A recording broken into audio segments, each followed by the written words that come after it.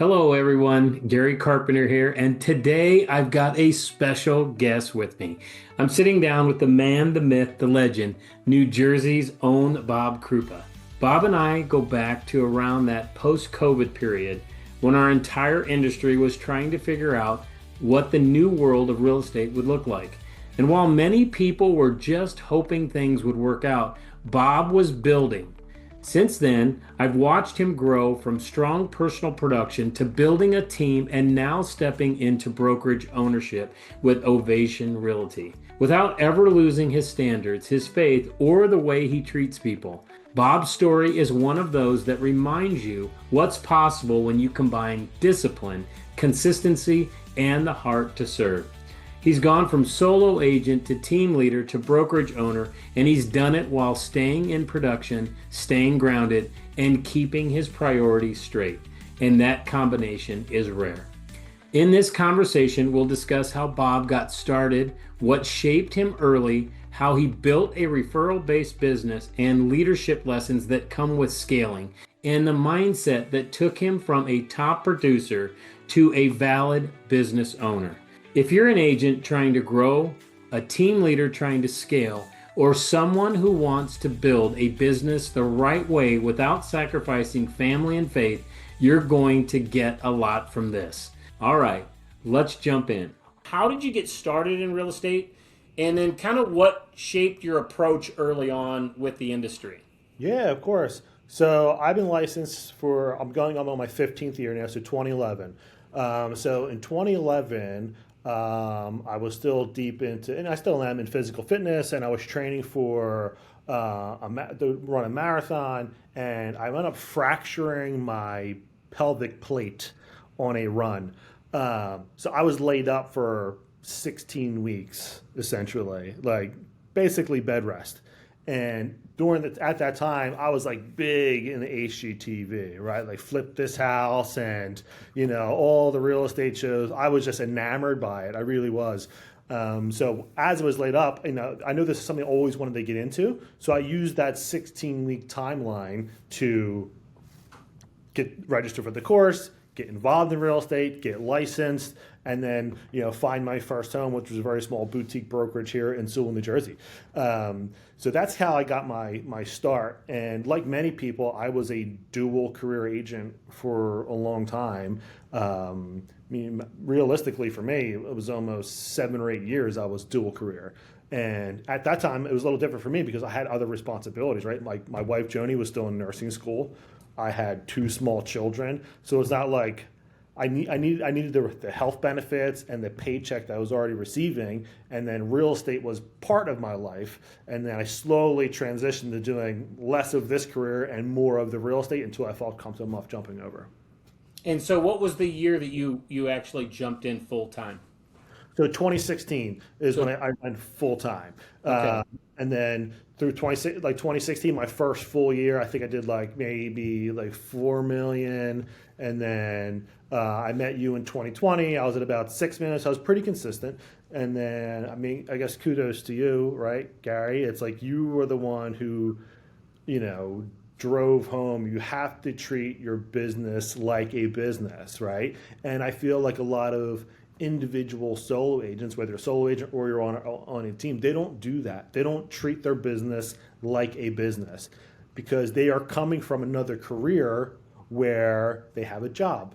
So they treat real estate like a job instead of a business. So kudos to you on that, because that truly transformed a business. Just like tracking the numbers, treating it like a business, dollars in, dollars out, time in, time out. How many how many conversations convert to leads, how many leads convert to clients, how many clients convert to closings. And you have to know all of those numbers, but you'll never get there unless you're treating the business like a Right. business.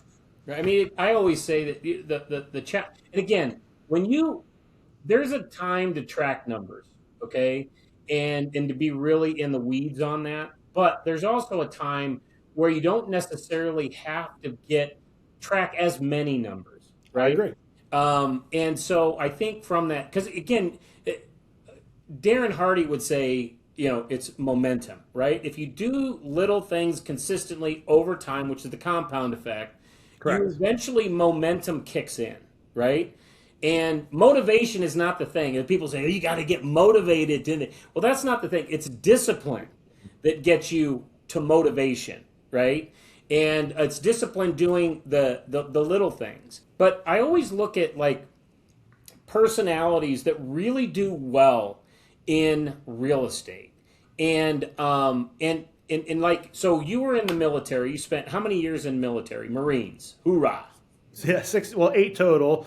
Two of those were inactive. So I was activated right away out of boot camps. I did like essentially 3.5 years active, and then 3 years in the reserves, and then 2 years in the IRR. They call it. So 8 years total. So did you were you disciplined before the you were in the Marines, or did that help you get the mindset around being more disciplined about different things, health, your personal life, that I type of think stuff? by far joining the Marine Corps was one of the best decisions I ever did for myself as a young man. Like growing up in the city of Philadelphia, there was times where childhood felt like, the wild, wild west. And even in school, I really didn't have to apply myself to get great grades. You could call that's a whole nother conversation about the public school system. That's another conversation. But yeah, joining the Marines definitely, I think I had those innate traits as a man of the world. But the Marine Corps definitely, reinforced those and hammered those home for me. Well, good. And then as far as, I don't talk about this to a lot of people, but I think I can talk to you about it, which is your spiritual life, Yes. as far as, so where does that play a role within family, business? So, I mean, Sunday starts the week for me, right? Most people it's Monday. Sunday starts the week. I go to, the 7:30 mass is the earliest mass that we have here locally. I rarely miss church. Even when we're traveling abroad, like my children are wildly busy with sports. Like even the last couple of weeks, we've been in Kansas City. We have Sarasota, Florida coming up. Throughout this year, we have Virginia, Texas, California. But I always find like a Sunday mass to attend. It keeps me grounded. It keeps me humble and. There's all these new age churches as well, and they're fantastic. But I am more like the traditional Roman Catholic Mass where it's quiet. I can be in my thoughts. I can take some time to like pray for others and pray for myself and really just express a lot of gratitude, which I think, any highly successful entrepreneur that I am trying to chase in this industry, they are all about, gratitude and being able to give without expecting anything in return. So my spirituality for me, it's really important. So Sunday starts my week. I do my Sunday morning mass. I come home, we make breakfast, and then Sunday is really dedicated to like family time, at this point in my career, for sure. All right. So when did you realize that real estate could become a scalable business for you? And not just because obviously you have your personal production.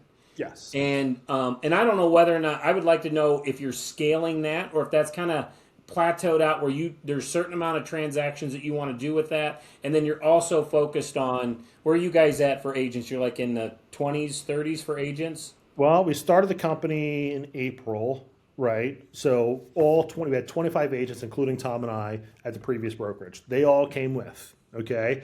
And since April, we just hired our 44th agent. Oh my goodness. Okay. So, and we had so many agents in the industry, when we were at the previous brokerage under the Sadler Krupa Realty Group who loved me, who loved Tom, who want to work with us and have our leadership, our mentorship, but not necessarily work under Tom and I, right? Which was the whole point of Ovation Realty, right? Our team still exists under the Ovation Realty framework. So if you're a newer agent who wants that team concept and that extra level of mentorship, we have that here.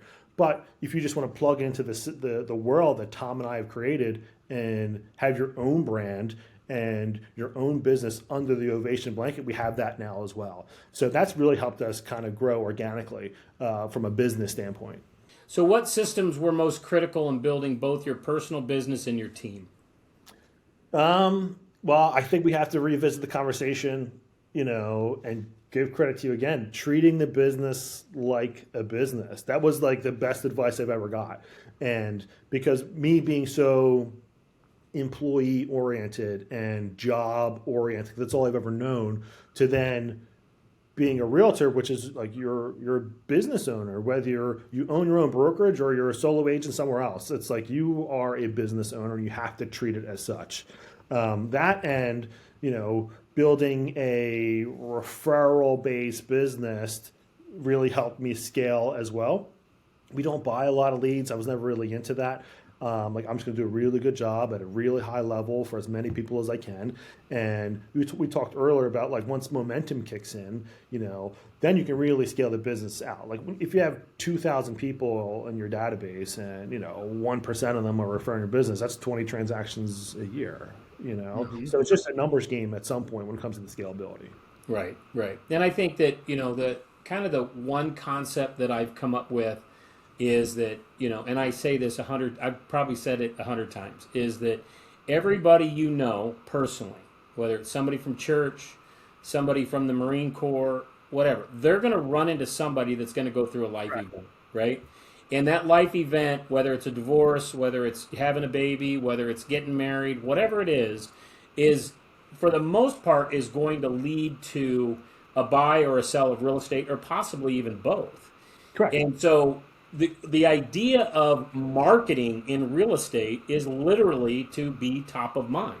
Top of mind. And everybody needs to know not just that they're top of mind and that Bob or whoever is in real estate, but also that you want to help them and the people they care about in real estate, right? You have to actually say that. Correct. And that's what I think a lot of real estate agents lack in that is just that saying that I call it the magic question. But it's really, identifying. Say the magic question for anyone who's watching. Well, so the magic question is, hey, Bob, if you knew somebody was thinking about buying or selling real estate, would you feel comfortable, not referring, introducing me to the people that you care about? And I will tell you, and who do they care about? They care about people at work. They see colleagues every week, every day.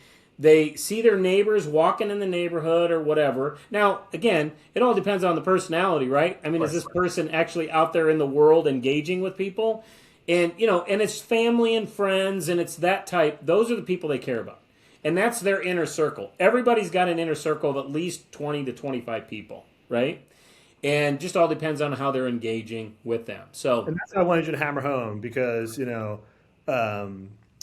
that's something I've taken that from you and we teach it here is I hate asking for referrals, right? It feels like sleazy, like I'm only part of this relationship because I want another sale. And I think that most real estate agents, there is a misconception about realtors as far as their reputation in the industry.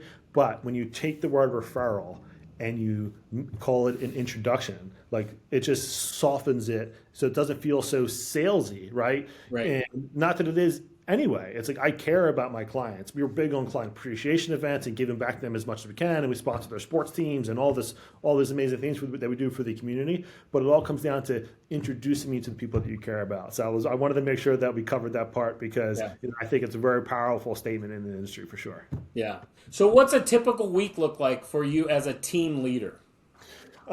So, I mean, we already talked about Sunday is very important for me. Going to church, we've instituted like Sunday dinner as well. Sunday dinner is very important for us. And we've included friends and family in that as well, not just like my immediate family. And then Sunday night, Joni and I will go over our schedule for the week. She's obviously very, very busy as well. She's a dean of a nursing school. So like she has business meetings and I have business meetings. And like you said, I'm still in production. Like I'll probably do 15 million this year in production on my own. And then kind of just lining up the week. We have our Monday morning kickoff Zoom call for the brokerage. Well, we have our executive one first. And then right after that, we have the brokerage wide one. And then just, keeping a schedule is of the utmost importance. And like I have my personal production in there, our weekly masterminds in there, our brokerage trainings in there, and then also my client-based services as well. So how has your lead generation evolved from solo agent to team leader? Has it kind of stayed the same or has that changed at all? Well, I think that the one thing I would say that has changed going from solo agent to team lead and now brokerage owner is just kind of establishing my authority in our local marketplace. Even our social media looks a little different now. So the bulk of my business is still very referral based, but now we're getting these organic leads that are coming in through social media, whether we have a connected friend or not, or maybe this is somebody that's just following me for our content. So we're getting more and more like that. And Brittany, our social media manager, we have to give her a shout out. She does a fantastic job. And we talk about tracking numbers like dollars in versus dollars out. So it's like the dollars that are coming in via social media are easily paying her salary, right? So it's, from a business standpoint, it makes a lot of sense for us. Okay.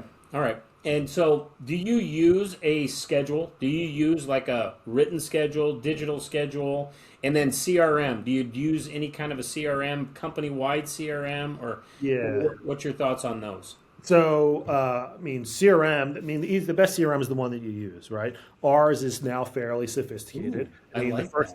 Yes, the first CRM that we ever had is this, right? This is the CRM. Like you can use your phone as a CRM, especially earlier on in your career. You don't need to spend all this money to have a very robust CRM. But we use Bold Trail as a brokerage. When I launched this company, I sat through 6 months of seminars, right? Of like what's going to be the right fit. So Bold Trail for us is, it has, I guess, a free plug, right? So Bold Trail for us, it marries both back office transactional software and front office CRM. So say Gary Carpenter, you're in my CRM, we're working together, I have you tagged as a buyer in my front CRM, you're using our search platform, so I can see everything that you're looking at as well. So I can see the properties that you're liking, the properties that you're thumbing up, thumbing down. It kind of helps us curtail your search. And then as soon as we find the right property for you, I hit start transaction on the front side. It pulls you into the back office, auto-populates all the documents on the templates that we built out. So like 95% of like the busy work from a transactional standpoint is done already, right? We're just plugging in the details. And then once you close, right, it's also speaking to the front office. So then it puts you on a closed client follow-up system. So for us, that's great because, there's a point in time where you're going to have so much business going on where you can't follow up with everyone all the time. And then the whole AI portion of Bold Trail is great too,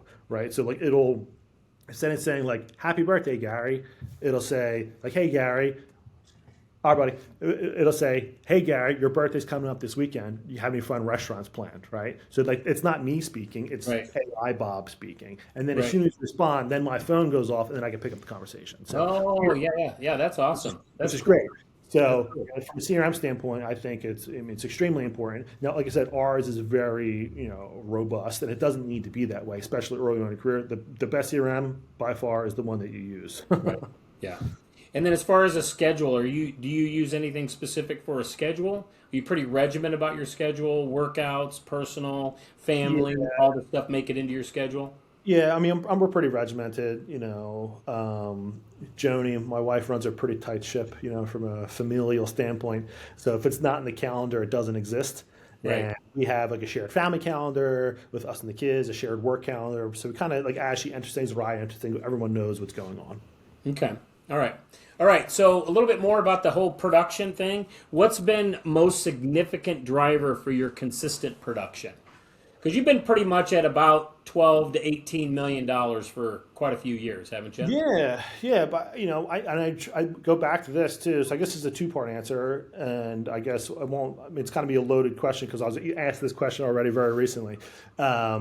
But from a production standpoint, it really comes down to I truly believe if you build your business based on sphere of influence and referrals, and continue to do the things and make your clients feel valued and all your future clients, see all the amazing things you're doing for your past clients.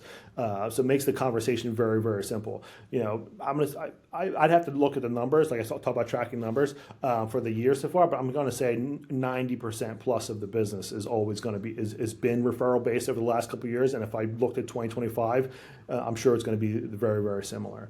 And the second part of that is, it's a very Bob answer. I get this a lot. But probably the biggest driver of consistent production and consistent discipline and motivation is going to be, my wife, Joni. She's literally the best.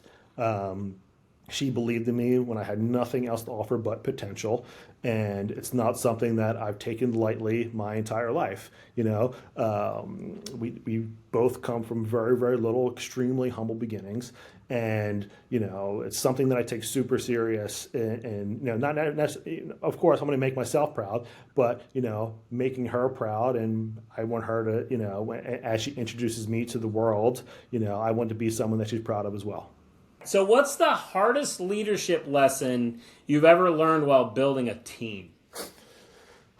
So to that, I would say expecting myself out of others is probably the hardest leadership, and I'm sure you deal with that a lot in the coaching program too, right? Like with your follow-up, you expect a certain level of communication. You don't always get that on the return. But that's really the thing. It's like, because you know what you would do in a situation, and you automatically expect that out of other people. But it's a very hard lesson to learn. But once you understand that you can't expect yourself out of other people, because it's unfair for me to compare my chapter 15 year in the business to somebody else's chapter 2 or 3, particularly if they're part-time, right, where this is just fitting into their life. So that would say definitely the aha moment for me was getting over that hump. Mm-hmm. Well, it's always, it's just expectations, right? So it's like Floyd taught me a long time ago. He says, keep your expectations in check and your dreams and aspirations high, but you can't put certain expectations on people.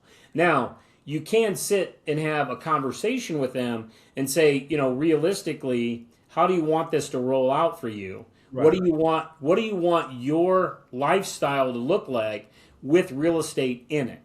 And then with your experience, looking and saying, okay, what's realistic for you right now? Well, you got 3 kids at home. You're the one that's responsible for all 3 of them, right? This person's not going to go out and door knock 40 hours, right? Correct. And I think the other thing that I wanted to ask you too, wearing that hat as an owner and team leader, because I get people that will say this all the time, right? And that is, Gary, I don't have a big sphere of influence, right?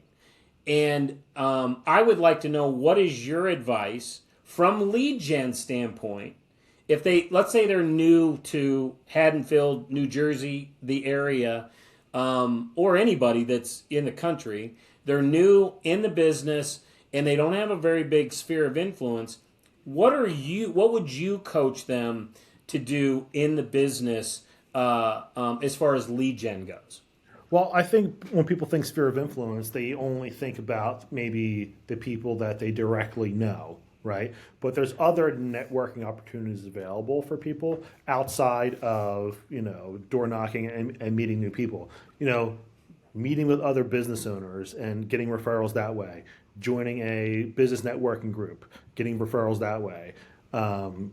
Working on your elevator pitch, right? So that when you are out in public, people know what you do because you have this prepared kind of like, what about me scenario. But there's so many people outside of that. It's like you could talk to your hairdresser, your landscaper, the people at school, the other parents on the soccer team. There's so many places where you can add to your sphere of influence relatively quickly.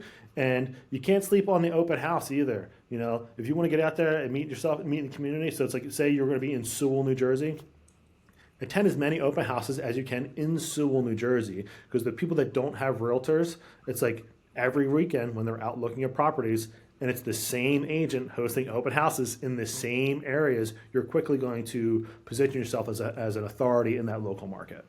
Yeah, it's always, I think when you're talking to new agents that typically will always make an excuse that, I can't do this, I can't do this, I can't do, I was also taught that success is in cans, not cannots, right? And so you just have to figure it out. I mean, this business is not for everybody. It's proven, because 90% of the people that get into this business end up failing out within 2 years of actually getting their real estate license. And the ones that figure it out, especially in, because I'm an old dog. I've been in the business a long time. So I've seen at least 2 major markets, right? In 2007, 8, and 9, where, the market did a little crash with the mortgage stuff. And then, obviously COVID was a big distractor, but ended up being, for those that were prepared before, right? I always say, what shows up today is because of what you did 90 days ago. Correct. And COVID was like on steroids, with selling houses or people buying houses and stuff. Who knows why that was? I don't know. I'm not there to try to dissect it, but it was a market that the people that were prepared for it, meaning that they've been marketing really well to their database and they were connected with people. All of a sudden it just blew up, right? Yeah, so I mean, just to close that one out, because it struck a thought for me is, real estate is one of those industries where success can truly be individualized, where it's very easy to compare yourself to others in this industry, right? Mm-hmm. Uh, but Especially with social media. of course, right, because they're only posting the wins, right? And perception is reality and all that. But if you're a solo agent out there, you have to define what success looks like for you. Like we have a lot of dual career agents here as well. So like if you're a school teacher and you just like if they're like Bob, if I can make an extra $40,000 or $50,000 a year and pay all my kids' tuitions and go on a great vacation, that would be so amazing. And we can help people do that, right? And we have agents here like if they don't sell, if they're not making $300,000 a year, the whole year is a failure. Right. So that's two very different avenues. So I think anyone that's out there that's struggling a little bit, you have to define what success looks like for you in your time frame that fits into your life. Mm-hmm. Yeah, that was good. So what mindset shift helped you move from a top producing real estate agent to a business owner? Say that one again. So what mindset shift helped you move from individual top producing agent into where you're at right now with Ovation Realty? I mean, it's probably been a series of things that have built on themselves, but what was the one thing that made you decide that you wanted a team, and then from being the team underneath, a brand to being a team under Ovation Realty? Well, I am not a big fan of, someone who wants to look back on their life and wonder what if, right? And I've spent most of my life that way. It's probably one of the reasons why I joined the Marines to see if I could do it, right? And so for me, this avenue of business that I'm in now, like I wanted to see if I could do it. Like, can I set out and accomplish this? And what's the worst that can happen? My current reality, like I could have stayed in my previous brokerage, I had a great career, right? So if I go down this path and it doesn't work out, the failure is my current situation, which is already great, right? So, but for me, so this avenue that we're down now is I don't want to look back like what if I did, what if I started it, what could have it been. So for me, it's always goes back to that question. I don't want to live, a what if life. But what would you tell somebody? I'm brand new. I just got my real estate license. What should I do? So I mean, the biggest thing is, not that you can't find early success, but real estate just takes patience, right? And it's always been and will always be a numbers game. So if you close 4 deals your first year, right, which is not uncommon for a lot of agents. Well, now you have 4 people referring you business, and then the 4 becomes 8, and then the 8 becomes 16, and the 16 becomes 32, and then momentum kicks in, like we discussed. It's like if you took a snowball at the top of the hill, right, a little baby snowball, and you push it, by the time it gets to the bottom, it's huge. So it's just consistency over time. So anyone that's new, it's have a little patience, have a little belief in yourself. And, I'm a big prayer guy. And what I've learned is how prayer and the universe works is God and the universe at most will meet you halfway, right? Mm-hmm. You don't just pray for a Lamborghini. Oh my gosh, I want a Lamborghini, and imagine it's going to be in your garage one day, right? So, and you have to be able to recognize the opportunities when they're presented to you. So if you're praying for strength, a lot of times be prepared to be put in situations where being strong is required. Praying for bravery, prepared to put in situations where being courageous is required. So if you're praying for success in real estate, be prepared to see the opportunities when they're there. For some people, maybe it's watching this video, watching this video back, or maybe it's a networking call, or maybe it's a networking event where you meet that one person that's put in your life that can change a lot of things for you. That's literally how we met, was you watching me in a video. Exactly. Yep, I watched a podcast with you, Chris Stewart, Tom Sadler. It was right after the Berkshire Hathaway event, right after COVID, out in Nashville, and here we are all these years later. So. Yeah, isn't that amazing? It's just it's just amazing when you start to see those things. You have to take action, right? It's not this that I want to make more money, and then all of a sudden it's going to appear. God's not. You kind of articulated that God's not going to give you more money. He's going to give you opportunities to make more money, right? And you got to be able to, and that's where the risk reward comes in, right? Because a lot of times people that opportunity comes up, but they're risk resistant, and they don't want to take that risk, and it just passes them by, right? And they thought it should be easier. All right. So, do you have any closing thoughts? Anyone who's out there that's getting into real estate, just make sure you are doing it for the right reasons. We interview a lot of agents, and if they're like, we ask them like, hey, why real estate and why now? If they're like, oh, the money, the money should be the byproduct of helping people and wanting to do the right thing. And those are the ones that are most successful if they're in it for the right reasons. The money, the accolades, the awards, the success, that will all come as a byproduct of just doing the right thing. And I guess I'll end with there's a great analogy just for anyone who's watching, and you and I may have talked about this before. And as we grow this company from an organic standpoint, we consider ourselves a lighthouse, right? And lighthouses and tugboats are very different designs, but the goal is the same thing, is to bring a ship safely to shore. And that's a great metaphor for life.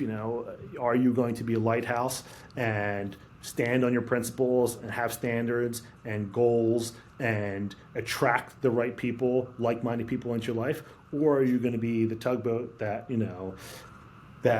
goes out there and fights against the current and fights against this and fights just to try to get something done?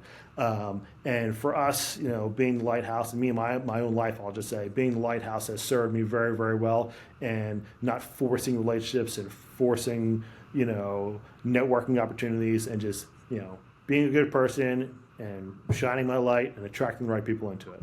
Right. And you said the right word there, attract. That's what the light does. It attracts things to it. And that is the whole, I tell you, people, I can't remember where I heard this, but it's like, I think maybe it was an Anthony Robbins or whatever. People are chasing money. And the thing is money's chasing you. You just got to slow down enough for it to catch you. All right. That was Bob Krupa. And I hope you caught what I caught. This wasn't just a real estate conversation. This was a conversation about leadership, discipline, standards, faith, and building a life you're proud of. I loved what Bob said about not living a what-if life. And I love the lighthouse analogy because that's what real long-term success looks like. You stop chasing everything and you start becoming someone worth following, and the right opportunities start finding you. The big takeaway for me is simple. Success isn't complicated, but it does require consistency, standards, and the willingness to act when the opportunity shows up. As Bob said, God and the universe will meet you halfway, but you've got to move.